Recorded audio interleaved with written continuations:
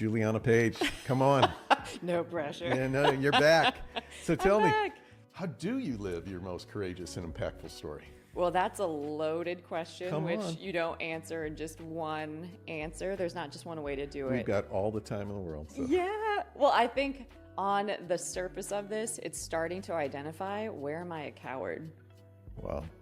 That's how it starts. So you have That's to. a tough word for a lot of men, right? It So, will just any human. anybody, Nobody's like, I'm a coward. It's Right. not like what we get gold stars for. It's Yeah. not how you want to see yourself. But when you're able to see where you're escaping and becoming a really great escape artist, where you're kind of a wimp, you're not a warrior, where you're not showing up courageously or with the fullness of who you are, you're not being an answer, which is why you're on the planet.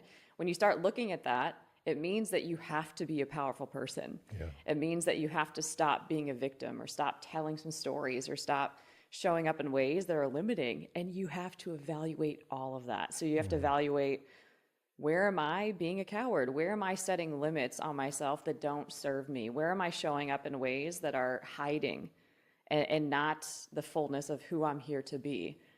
Yikes. Yeah. And that feels pretty intense. But then you're like, okay, game on. Right. Game on. I got work to do. And that work doesn't end, right? Like, we don't arrive in life. And this is not a perfectionistic journey. This is not a high achievement journey. We can't just like high achieve with the emotion or thoughts or different things, or with ourselves even.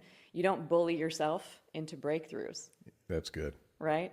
So you have to get brutally honest. Brutally in the sense of, it's going to hurt. It's going to hurt. You're going to see where you have failed yourself, where you've abandoned yourself, where you've lied to yourself, and then in turn, where that has impacted people around you. And this could even be if you've struggled with addiction and you finally are willing to cry out for help and start admitting that you have a problem and start dealing with it, you start to wake up. Yeah. You start to awaken, and you start to see what was in your wake. And then you're like, yikes, now I got work to do, Yeah. right? There's some things to heal. There's some other ways that I can show up. And that takes an incredible amount of courage to, one, admit it, to admit that you're not okay, to admit that you've got some problems, to admit that you're powerless to some degree, and that you've been helpless to change your reality, and to start getting help and start being supported. It is so courageous to do that. That's why many people do not. I love this because, you know, part of the whole thing of next third, best third, some of the very basic is it takes courage to be vulnerable and to be honest, right? I mean, but that's the most courageous thing you can do. But if you're not doing that, what are you actually doing? Right?